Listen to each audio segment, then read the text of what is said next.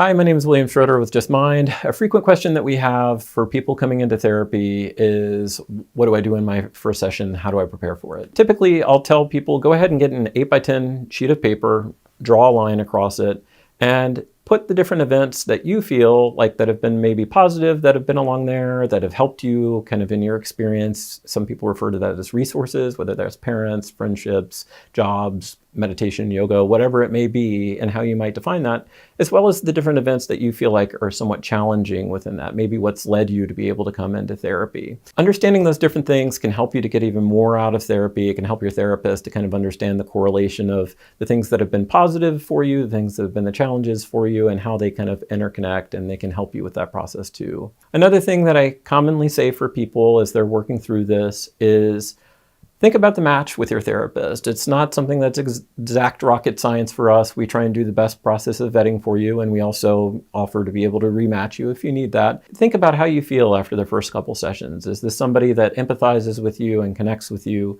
Each therapist is going to have different backgrounds and even personality types. Some may be more extroverted, kind of like me, and talk a little bit more. Some may be a little bit more introverted and give you more space to be able to process. So that's an important thing for you to think about, is what does that right feel like? And then finally, in your session, at the end of the day, I think it's important to be able to shop around too.